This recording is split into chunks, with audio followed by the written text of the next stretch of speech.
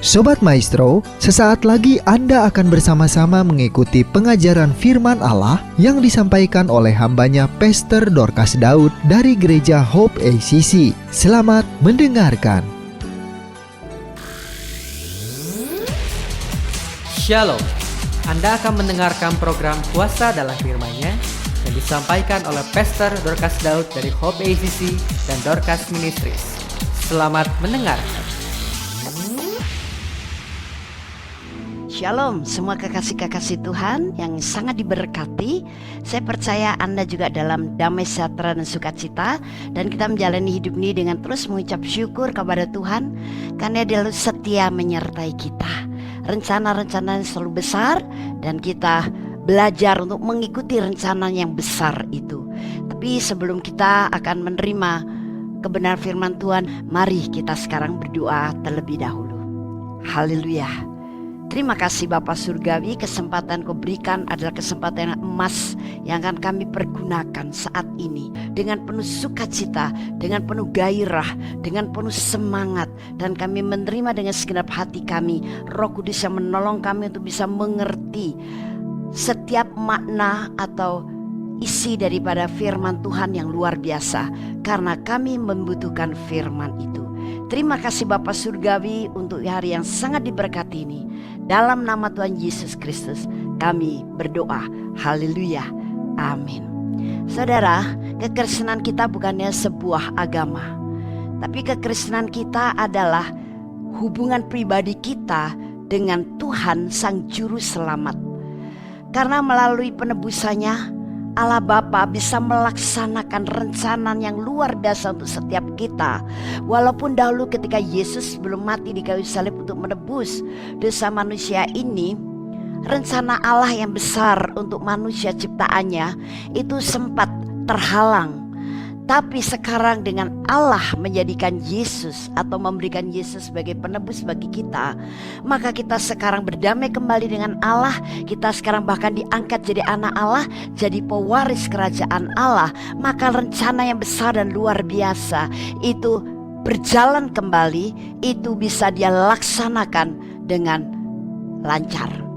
Nah, tapi untuk masuk kepada rencana yang besar, jangan lupa bahwa kita bukan hanya sebagai orang Kristen yang berpengetahuan saja, sehingga seperti orang Farisi, hafal firman, pernah dengar firman, tapi tidak kita lakukan, tidak kita serap mananya, dan kita tidak jadikan pegangan kehidupan kita sehari-hari. Bahkan hal dari kerajaan Allah harus kita mengerti dengan sungguh-sungguh, sehingga kita tidak salah langkah, kita tidak salah tujuan, kita tidak salah gaya hidup sebagai orang Kristen yang masih ditentukan Tuhan untuk menjalani kehidupan di dunia ini. Nah, sadar atau tidak sadar, suka atau tidak suka, mau atau tidak mau, sebetulnya setiap kita ini oleh Allah Bapa sesudah percaya kepada Yesus, kita menjadi miliknya. Kita ini ditaruh dalam sebuah jalur perlombaan. Namanya saja juga perlombaan. Siapapun orang yang mengikuti perlombaan itu tidak boleh pasif, tidak boleh santai, tidak boleh membuang waktu dengan percuma, tapi harus mempersiapkan diri sungguh-sungguh dan sigap dalam mengikuti perlombaan itu. Namanya apa? Perlombaan iman. Karena kita mempunyai banyak saksi, bagaikan awan yang mengelilingi kita, marilah kita menanggalkan semua beban dan dosa yang begitu merintangi kita, dan berlomba dengan tekun dalam perlombaan yang diwajibkan bagi kita. Nah, jelas perlombaan ini diwajibkan. Jadi jangan ada di antara kita berpikir, punya iman yang sehat, punya iman yang terus bertumbuh, punya iman yang luar biasa, itu adalah orang-orang tertentu yang dipilih oleh Allah. Itu adalah hamba-hamba Tuhan. No, ini diperlakukan untuk setiap kita yang sudah mengaku dan percaya bahwa Yesus sebagai penebus kita, bahwa Yesus sudah berkorban untuk kita. Tapi Dia bukan berkorban artinya mati selama-lamanya. Dia bangkit dan hidup. Itu sebabnya yang menyaksikan kehidupan kita adalah Dia sendiri. Bagaimana kita sebagai orang Kristen dalam kehidupan ini harus berlomba. Itu sebabnya Dikatakan di situ supaya kita tidak terhalangi, tidak terjerat. Tanggalkan semua yang merintangi kita, beban dan dosa, supaya kita bisa menjadi pelomba yang baik, tidak membawa beban. Karena seorang pelomba yang membawa beban, dia tidak bisa berlomba dengan baik. Bahkan mungkin dia akan begitu banyak melakukan kesalahan-kesalahan sehingga skornya atau nilainya itu tidak memadai. Nah, seringkali kita membiarkan kehidupan kita sehari-hari di dunia ini, kita menggendong beban, dan kita merasa beban itu harus aku selesaikan. Sampai-sampai kita tidak sadar bahwa setiap masalah yang menjadi beban itu sepertinya kitalah yang harus mengerjakan sendiri. Padahal Tuhan tidak seperti itu. Tuhan mau ikut mengerjakan masalah itu di dalam kita, sehingga engkau tidak menggendong beban itu seorang diri. Betapa banyaknya orang Kristen menjalani kehidupan ini penuh dengan keluhan, rintihan, penuh dengan keluh kesah. Apalagi di zaman sekarang yang semuanya katanya lagi serba sulit. Begitu banyak hal-hal yang menjadi beban, sehingga dia menjalani hari ke hari itu hanya terus saja dalam lingkaran-lingkaran stres, frustrasi, lelah, letih, jenuh, bosan. Bisa jadi akhirnya jadi bosan hidup. Padahal itu harus ditanggalkan. Dosa, berapa banyak orang Kristen masih senang berkecimpung dengan dosa. Dan dosa itu bukan hanya yang kelihatan mata, membunuh sesama, melakukan perzinahan, mencuri, no. Tapi banyak dosa-dosa yang tersembunyi. Sepertinya orang Kristen ini baik, sepertinya orang Kristen ini rendah hati, tapi sebenarnya dalam pikiran, dalam hatinya begitu banyak berkecamuk hal dosa yang tidak terlihat secara lahiriah. Tapi Tuhan hadir di setiap titik kehidupan ini. Dia mengetahui apa yang ada dalam pikiran kita, apa yang ada dalam hati kita. Nah, begitu banyak dosa ini terus diizinkan oleh orang Kristen menguasai pikiran dan hatinya. Walaupun dia bisa bersikap sebagai seseorang yang saya katakan munafik. Kelihatannya baik tapi dalamnya banyak tidak baiknya. Nah, ini akan merintangi kita, bahkan akan menyeret kita mundur ke belakang, bukan untuk maju sebagai seorang pelomba yang mengikuti perlombaan. Saya gambarkan perlombaan ini seperti perlombaan lari. Anda dan saya adalah seorang pelari yang dipilih oleh Tuhan. Mau tidak mau, suka tidak suka, ada dalam jalur perlombaan, yang artinya Tuhan berkata, "Hei, kamu sekarang ada di jalur perlombaan. Kamu harus ikut lomba itu. Hei, kamu menjadi seorang pelari yang harus mengikuti lomba lari ini. Berlarilah dengan baik sampai mencapai garis finish, sampai akhir dari segala-galanya. Berlarilah dengan baik." Bagaimana seorang pelari bisa menjalani lomba lari dengan baik sampai mencapai garis finish dan dinyatakan sebagai seorang pemenang? Kalau dia berlari tidak dengan santai, membuang waktu, atau tidak dengan membawa kondisi yang berbeban. Dia tidak akan lari memakai sepatu yang ada haknya tinggi. Dia akan pakai sepatu yang begitu ringan, begitu enteng, begitu nyaman dipakainya, supaya dia bisa berlari dengan cepat. Sebab kaki ini itulah modal yang penting untuk menjadi seorang pelomba lari. Dia tidak akan memakai baju yang bersifat seperti mantel. Dia akan memakai baju seminim mungkin, seringan mungkin, senyaman mungkin dia pakai pada tubuhnya.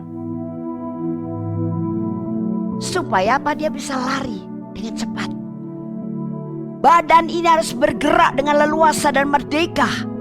Bagaimana dia dalam berlari bisa memerdekakan tubuhnya dengan baik sampai bisa menjadi pelari yang cepat, tidak berhenti di tengah jalan, tidak merasa kekelelahan sebelum selesai.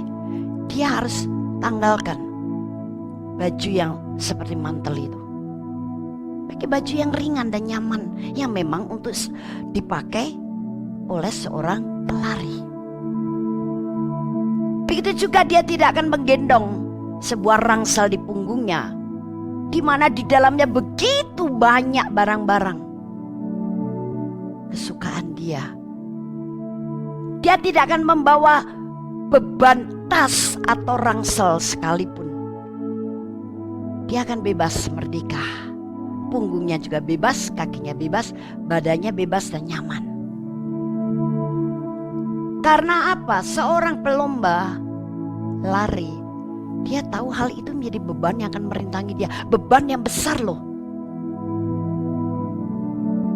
Dia akan sibuk dengan beban-bebannya, sementara pelomba lari yang lain sudah lari lebih jauh mendahului dia. Sementara dia terus aja di belakang. Tidak bisa mengejar pelari yang lain. Karena apa? Aku berat beban. Atau ketika dia lari, dia seenaknya saja lari di luar jalur. Pasti akan dibunyikan peluit dari sang wasit. Hei, kamu sudah keluar jalur. Artinya, berapa banyak orang Kristen yang masih senang main-main dengan dosa. Kalau dia sadar itu dosa, nanti malam saya minta ampun sama Tuhan. Tapi kalau tidak sadar, karena begitu terbiasa main-main dengan dosa, akhirnya menganggap hal itu biasa dan sudah tidak merasa lagi itu dosa. Itu sudah menjadi, ya beginilah kehidupan. Itu sebabnya di ayat ini dijelaskan, tanggalkan bebanmu, tinggalkan dosamu, dan berlarilah. Seringkali beban dan dosa ini juga membuat orang Kristen enggan berlari, malas berlari. Yang pertama karena dia udah terlalu sibuk dengan beban dan dosanya. Yang kedua adalah dia malas untuk melakukannya. Akhirnya waktu berlalu begitu saja. Dari mulai terhitung 1 bulan, 2 bulan, 3 bulan. Ternyata sudah 1 tahun. Waktu dan hari-hari berlalu begitu cepat, berjalan begitu kencang.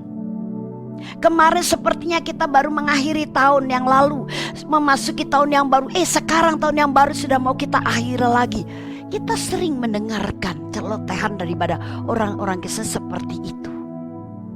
Dan kalau memang dia masih mau untuk mengevaluasi tahun ini sebetulnya apa yang sudah saya lakukan, tahun ini bagaimana hidup saya, dia akan tertolong dengan mendapatkan pemikiran, wow, ternyata saya sudah mau kehilangan 1 tahun lagi. Aku belum melakukan sesuatu yang luar biasa. Aku belum melakukan hal-hal yang ditentukan oleh firman Tuhan. Ya puji Tuhan, harusnya kemudian dia bertobat. Baik, kalau begitu ini waktu terus berkurang. Saya akan manfaatkan, saya akan berubah, saya akan bertobat. Waktu-waktu ini adalah waktu-waktu emas yang diberikan oleh Tuhan. Kesempatan emas yang diberikan oleh Tuhan. Kita tidak tahu kapan waktu kita berakhir. Tapi hendaknya kita menjadi anak Allah yang berhikmat dan bijaksana. Sebelum waktu itu berakhir, sebelum saya mencapai garis finish, saya pergunakan untuk hidup yang bijaksana. Hidup bijaksana seperti apa? Ikutilah perlombaan iman dengan baik. Jadi kita perlu berlari, bukan berjalan, apalagi jalan santai. Bukan juga duduk saja sambil menikmati kesenangan daging atau kepuasan jiwa. Tapi kita harus berlari. Iman itu dilombakan dengan cara berlari, artinya kita harus aktif. Untuk apa? Menjalankan iman itu, mempraktekkan iman itu, membangun iman itu, mengejar sesuatu yang disediakan Allah dalam Yesus Kristus dengan iman. Supaya kita mendapatkannya, karena memang kita ditentukan untuk mendapatkan itu. Apa yang disediakan oleh Allah bagi kita? Kemenangan. Kemenangan. Dan kemenangan itu harus kita raih dengan apa? iman yang sehat. Dan iman akan tumbuh dengan sehat ketika kita mau mengikuti perlombaan iman dengan tepat dan benar. Sekarang 1 Korintus 9 ayat 24 sampai dengan 25. Demikian firman Tuhan. Tidak tahukah kamu bahwa dalam gelanggang pertandingan semua peserta turut berlari, tetapi bahwa hanya satu orang saja yang mendapat hadiah? Karena itu larilah begitu rupa sehingga kamu memperolehnya.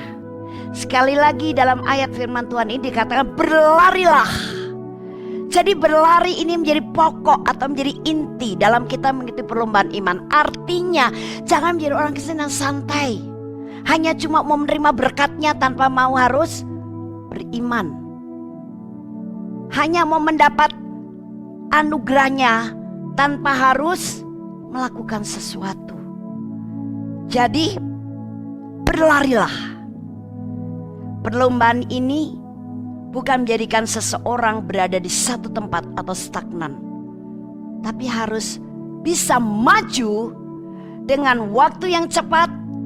Kita juga sudah sampai kepada tujuan. Nah, itu namanya berlomba. Kalau lari juga tidak berlomba, ya sama saja itu hanya lari santai. Mungkin kalau olahraga pagi-pagi kita mau lari pagi, lari santai, it's okay lah. Tapi dalam iman ini jangan lari santai. Karena lari ini sifatnya perlombaan. Siapa cepat dia dapat. Membutuhkan konsentrasi energi, konsentrasi kekuatan, dan konsentrasi kemauan. Kalau kita tidak mau punya kemauan, kalau kita tidak mau memakai energi kita, takut jadi lelah, takut menjadi sia-sia. Kalau kita tidak mau mengerahkan kekuatan kita, kita namanya sedang tidak berlomba. Jadi segala sesuatunya harus dikonsentrasikan bagaimana supaya perlombaan ini berhasil. Tapi don't worry, jangan takut. Karena kita akan ditolong oleh satu pribadi Roh Kudus. Dan kita juga akan dimampukan oleh satu kuasa, satu kekuatan ilahi yang luar biasa, yaitu apa? Urapan kuasa Roh Kudus. Yang penting di sini adalah kemauanmu. Ketika engkau sadar ditaruh dalam satu perlombaan, berarti engkau tidak boleh santai. Bahwa kita sadar bahwa kita ditaruh dalam satu perlombaan namanya seperti perlombaan lari, berarti kita bukan lari biasa. Lari yang cepat dan lari dengan mengikuti peraturan-peraturan yang ada, supaya kita tidak di out dari gelanggang pertandingan. Lari di sini ditegaskan kembali dalam 1 Korintus 9 ayat 24-25. Tapi dari ayat ini kita juga mendapatkan dua hal yang perlu kita perhatikan. Dalam berlari, larilah begitu rupa, sehingga ketika kita lari itu dengan tujuan untuk meraih kemenangan yang telah tersedia. Artinya perlombaan lari ini ada tujuannya. Perlombaan lari ini kita harus mengikuti jalur perlombaan itu dengan baik, sehingga kita mencapai garis finish. Dan finishingnya adalah meraih kemenangan yang memang sudah tersedia. Saya beberapa kali katakan dalam khotbah bahwa Yesus memang sudah menjadi pahlawan kita yang telah menang. Tapi untuk kita sekarang meraih kemenangan yang sudah tersedia itu bukan berarti hanya menjadi orang Kristen yang santai, orang Kristen yang hanya sibuk dengan hal-hal yang sekuler, kedagingan, menjalani hidup dengan semaunya. No. Tapi kita tetap mengikuti jalur itu, karena kemenangan itu ada di depan. Kita tinggal ambil, kita tinggal raih. Raih itu berarti mengambil. Dengan cara apa? Ikuti perlombaan iman dengan baik. Dan bagaimana kita bisa untuk terus berlomba dengan konsisten dan konsekuen?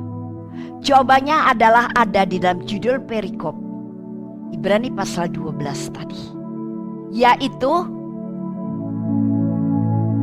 kita harus tekun dalam iman. Artinya untuk kita mengikuti perlombaan iman, kita harus tekun. Sebelum mencapai garis finish, kita harus sudah meraih kemenangan itu, karena sudah tersedia di depan kita. Tapi kemenangan itu akan bisa kita raih kalau kita mengikuti perlombaan iman dengan tekun. Jangan sebentar-sebentar kita bosan. Jangan sebentar-sebentar kita semangat tapi kemudian turun lagi. Jangan sebentar-bentar kita bergairah tapi sebentar tidak lama kemudian kita menjadi dingin lagi hatinya. Jangan sebentar-sebentar kita matanya beralih kemana-mana. Sedang berlomba mata jelalatan kemana-mana. Selain kita tidak akan bisa meraih kemenangan, tapi juga kita bisa mengalami beberapa hambatan. Bahkan mungkin bisa celaka. Karena mata tidak fokus kepada tujuan, yaitu kemenangan itu. Kita bisa keluar jalur, kita bisa terantuk batu, kita bisa kehilangan waktu untuk mendahului pelomba yang lain karena kita nyeleweng matanya. Sementara kita mengembalikan lagi mata kepada tujuan akhir, ternyata lomba yang lain sudah berada jauh di depan kita.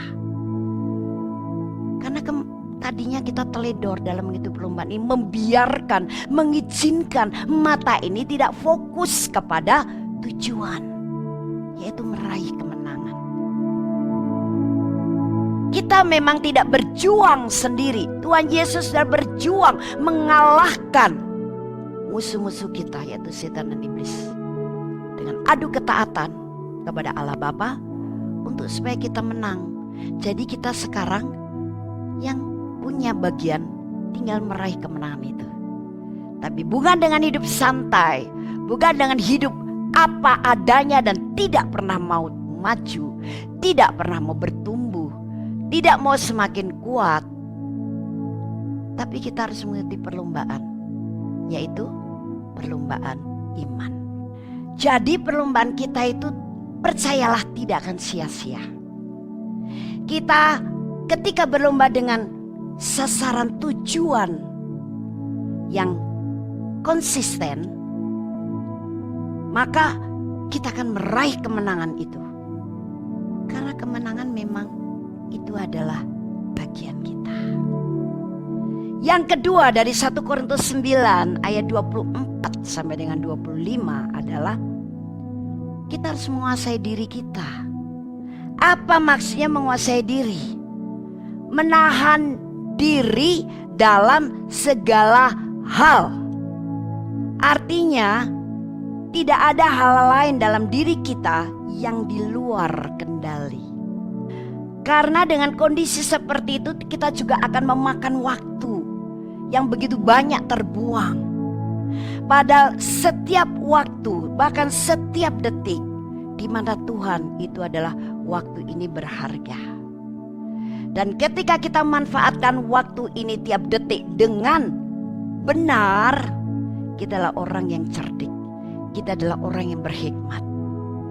Karena Tuhan memberikan waktu tiap detik bukan untuk kita pakai hal-hal yang berlebihan, sia-sia, atau yang di luar apa yang sudah digariskan oleh Tuhan. Itu sebabnya mengapa ketika kita lahir baru, pribadi Roh Kudus menyatu dengan roh kita bersamaan dengan 9 buah roh.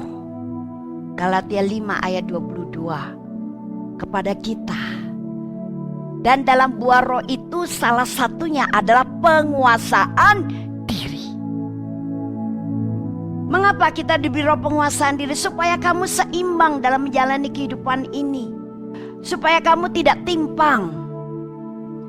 Nah, ketika kita dengan roh penguasaan diri dari Roh Kudus, kita akan bisa menjalani kehidupan ini dengan seturut jalur yang disediakan oleh Tuhan untuk kita jalani.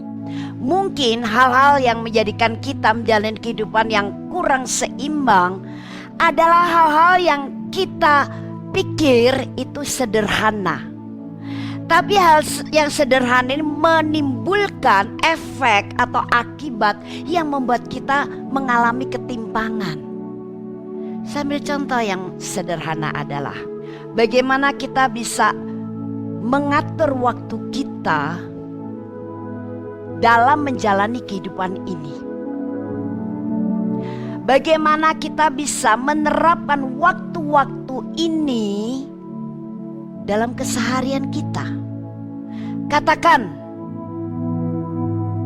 jam-jam tidur, tapi kita pakai untuk begadang. Entah begadangnya nonton televisi, main game, atau kongko-kongko, atau melakukan hal yang lain, mungkin mengerjakan tugas. Sehingga engkau mengurangi jam-jam tidur itu, padahal jam tidur itu adalah jam istirahat yang memang diberikan oleh Tuhan supaya apa? Sama dengan tadi yang saya sampaikan, ada keseimbangan di dalam tubuh kita.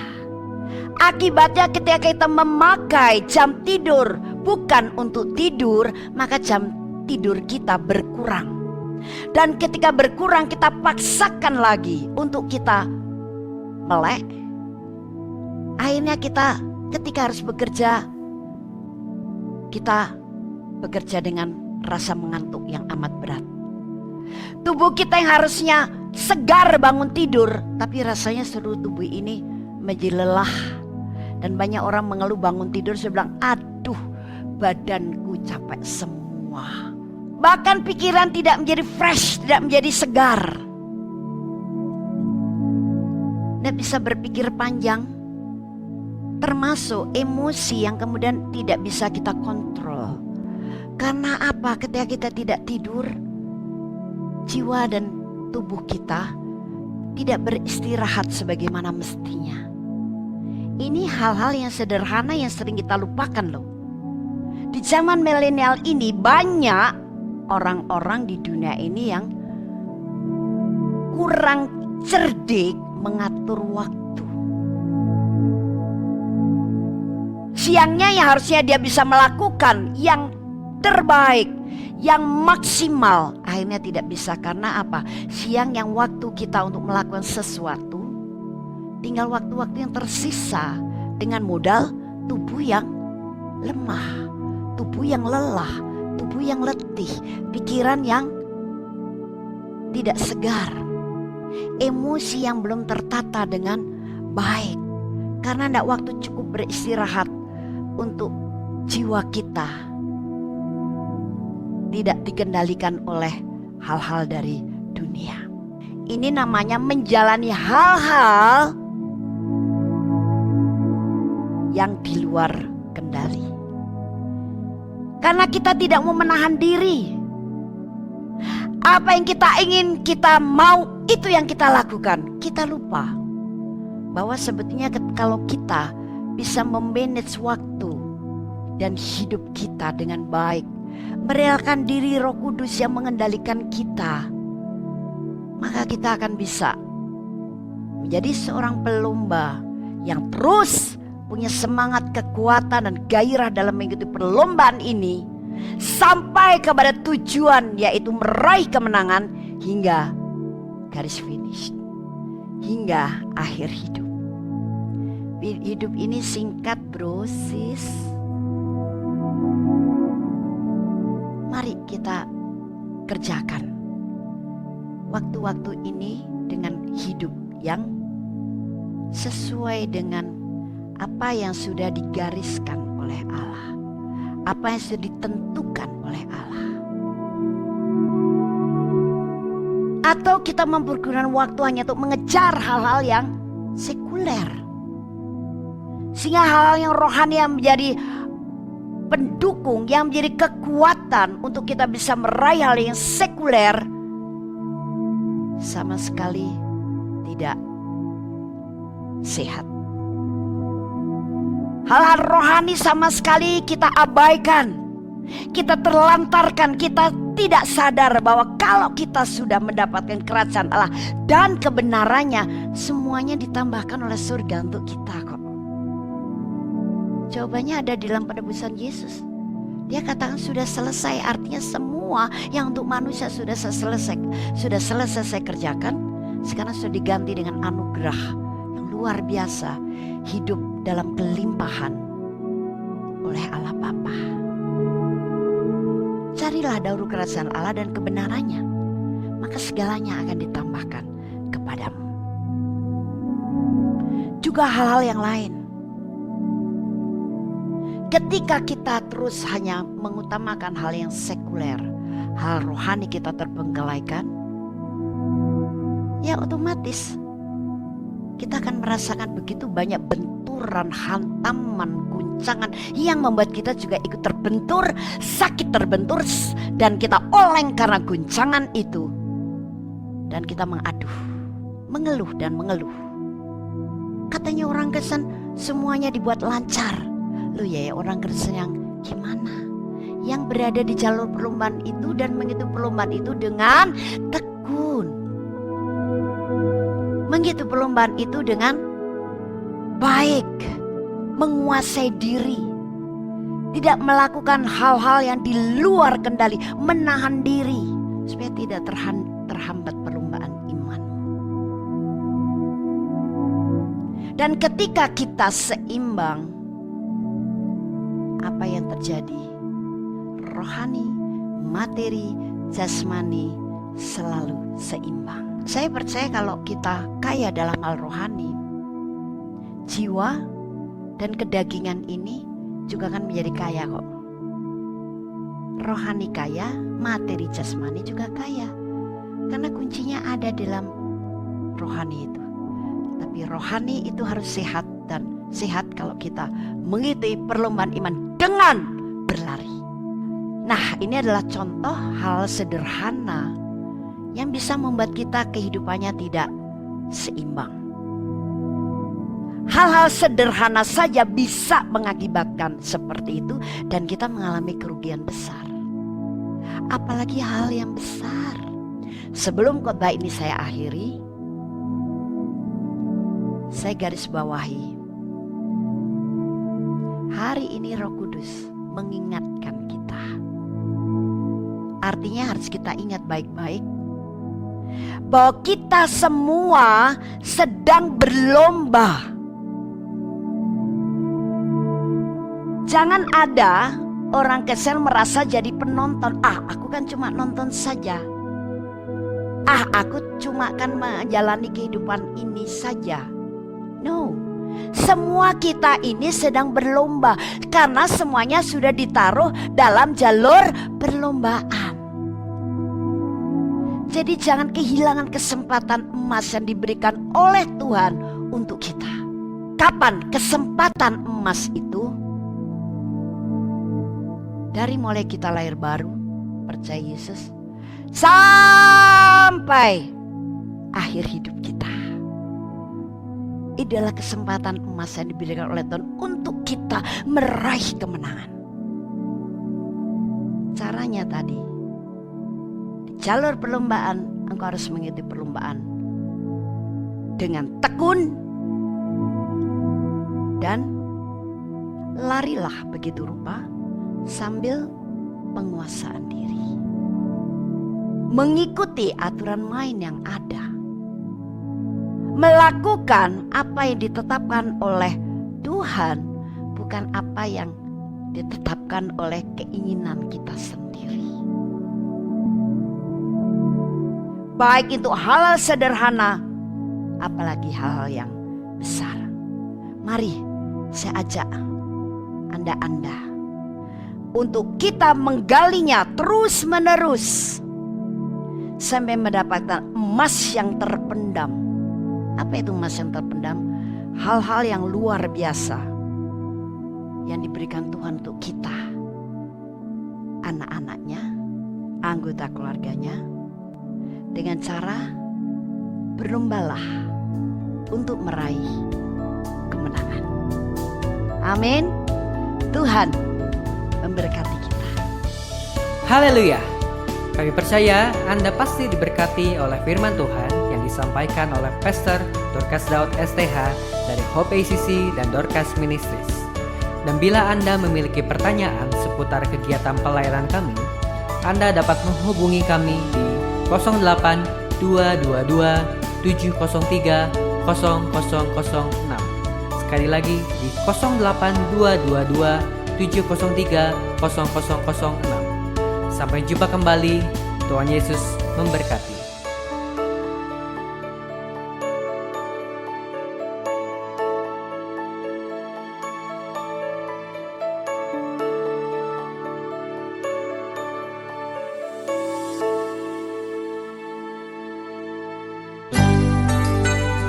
Demikianlah firman Tuhan yang berkuasa telah kita dengar bersama-sama. Dan kami percaya Anda sangat diberkati.